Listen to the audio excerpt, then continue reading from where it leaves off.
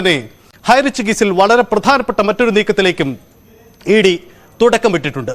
നമുക്ക് എന്താണ് സംസ്ഥാനത്തെ സാമ്പത്തിക തട്ടിപ്പ് കേസുകളുടെ ഭാവി, എങ്ങനെ ഇരകൾക്ക് നീതി കിട്ടുമെന്ന വിശദമായ പരിശോധനയിലേക്കാണ് നമ്മൾ കടക്കുന്നത്.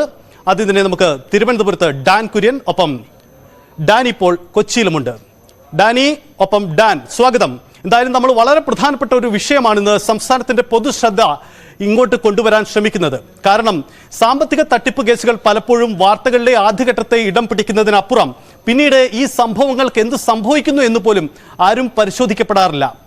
ആദ്യഘട്ടത്തിൽ ചിലപ്പോൾ ചില രാഷ്ട്രീയ സ്വഭാവങ്ങൾ ഉണ്ടാവും, രാഷ്ട്രീയ പാർട്ടികളുടെ പിന്തുണകൾ ഉണ്ടാവും. അതിനും അപ്പുറത്തേക്ക് ഇരകളാക്കപ്പെടുന്നവർ എക്കാലവും നീതി ലഭിക്കാതെ ഇങ്ങനെ വലിയ പ്രതിസന്ധിയിലേക്ക് പോകുന്നു എന്ന പൊതു കാര്യമാണ് നമുക്ക് ചൂണ്ടിക്കാട്ടാനുള്ളത്.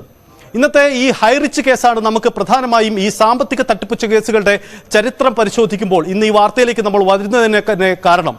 ഹൈറിച്ച് കേസ് ഇന്ന് പരിശോധിക്കുമ്പോൾ ഇന്ന് പ്രധാനപ്പെട്ട ഒരു നീക്കം ഡാനി കൊച്ചിയിൽ നടക്കുന്നു. അതിലൊന്ന് ഞാൻ മുമ്പ് പരാമർശിച്ച ഈ ഹൈറിച്ച് ഉടമകളുടെ ജാമ്യാപേക്ഷയാണ്. എന്താണ് ഈ വിഷയത്തിലെ പ്രധാനപ്പെട്ട നീക്കം? ഇന്ന് കോടതിയിൽ എന്ത് സംഭവിക്കും ഡാനി? ഇന്നത്തെ ഈ ഹൈറിച്ച് കേസുമായി ബന്ധപ്പെട്ട പ്രധാന നീക്കങ്ങളെ നമുക്ക് എങ്ങനെ കാണാൻ കഴിയും? സജിത്ത്, ഇന്ന് കോടതിയിൽ ഇത് സംബന്ധിച്ച് ഇരുവരുടെയും ജാമ്യാപേക്ഷയാണ് പ്രധാനമായും തന്നെ പരിഗണനയ്ക്ക് വരുന്നത്. അതായത് ഹൈറിച്ച് കമ്പനിയുടെ ഉടമകളായ കെ ഡി പ്രതാപൻ, അതോടൊപ്പം തന്നെ അദ്ദേഹത്തിന്റെ ഭാര്യയും കമ്പനി സിഇഒയുമായ ശ്രീന, ഇവർ രണ്ടുപേരുടെയും ജാമ്യാപേക്ഷകളാണ് ഇന്ന് കോടതിയിൽ പ്രധാനമായും തന്നെ വരുന്നത്. പ്രത്യേക സാമ്പത്തിക കോടതിയാണ് ഈ കേസ് പരിഗണിക്കുകയും ചെയ്യുന്നത്. ഇഡിയാണ് ഈ കേസ് രജിസ്റ്റർ ചെയ്തിരിക്കുന്നത്. ഇതിൽ കഴിഞ്ഞ ദിവസം കോടതി ഈ കേസ് പരിഗണിക്കുമ്പോൾ കോടതി ചോദിച്ചിരുന്നത് എന്തുകൊണ്ട് ഈ അന്വേഷണ ഉദ്യോഗസ്ഥർക്ക് മുൻപാകെ എത്തി ഇത്തരം കാര്യങ്ങൾ നിയമവിരുദ്ധമായി ഒന്നും നടക്കുന്നില്ല എന്ന് അവർ വാദമുഖത്തിനിടെ പറയുകയുണ്ടായി. അപ്പോൾ എന്തുകൊണ്ട് ഇത്തരം കാര്യങ്ങൾ അന്വേഷണ ഉദ്യോഗസ്ഥർക്ക് മുൻപാകെ ഹാജരായിക്കൊണ്ട് കാര്യങ്ങൾ വിശദീകരിക്കാൻ നിങ്ങൾക്ക് ശ്രമിച്ചുകൂടെ എന്ന് കോടതി ചോദിക്കുകയുണ്ടായി. ഒപ്പം തന്നെയും ഇവരവർ പ്രധാനപ്പെട്ട ആക്ഷേപം എന്ന് പറയുന്നത് ഇത് സംബന്ധിച്ച് വലിയ രീതിയിലുള്ള പരാതികളില്ല. ഒരു മുൻ MLA പരാതിയാണ്, ഇത് രാഷ്ട്രീയ പ്രേരിതമാണ് എന്ന രീതിയിലാണ് ഇവർ കോടതിയിൽ ഇത്തരം കാര്യങ്ങൾ പറയുകയും ചെയ്തത്. പക്ഷേ നമുക്കറിയാം ഈ കേസുമായി ബന്ധപ്പെട്ടുകൊണ്ട് പരാതികൾ വലിയ രീതിയിലേക്ക് വരുന്നില്ല എന്നത് നമുക്കറിയാം. പക്ഷേ വന്ന പരാതികളുടെ ആഴം വലുതാണ്. വന്നിരിക്കുന്ന പരാതി സംബന്ധിച്ച് സംസ്ഥാന പോലീസും അതോടൊപ്പം തന്നെ എൻഫോഴ്സ്മെന്റ് ഡയറക്ടറേറ്റും നടത്തിയ അന്വേഷണത്തിൽ ഈ പരാതികളുടെ ആഴവും പരപ്പുമെല്ലാം വളരെ വലുതാണ്. കാരണം 1693 കോടിയോളം രൂപ അവർ പലരിനായിട്ട് നിക്ഷേപം സ്വീകരിച്ചു എന്നത് അത് ഒരു ഭാഗത്ത് നിൽക്കുമ്പോൾ തന്നെ 100 കോടിയിൽ പരം രൂപ വിദേശത്തേക്ക് യാതൊരുവിധ നിയമങ്ങളും പാലിക്കാതെ തന്നെ കടത്തിയിരിക്കുന്നുവെന്ന് അന്വേഷണത്തിൽ തെളിഞ്ഞിരിക്കുന്നു. ഒപ്പം ഇഡിയുടെ നടപടികളുടെ ഭാഗമായി 202 കോടി രൂപയുടെ ഇവരുടെ സ്വത്തുക്കൾ ഇഡി മരവിപ്പിച്ച് കണ്ടുകിട്ടുകയും എല്ലാം തന്നെ ചെയ്തിരിക്കുന്നു. അപ്പോൾ ഇത്തരം സങ്കീർണതകളിലൂടെ ഈ കേസ് കടന്നു പോകുമ്പോൾ ഇതിന് ഒരു കാര്യം കൂടി, ഈ ഇഡിയുടെ ഒരു പ്രധാനപ്പെട്ട നീക്കം, അതായത് നിക്ഷേപകർ പരാതിക്കാരായി കൂടുതൽ പേർ രംഗത്ത് വരുന്നില്ല.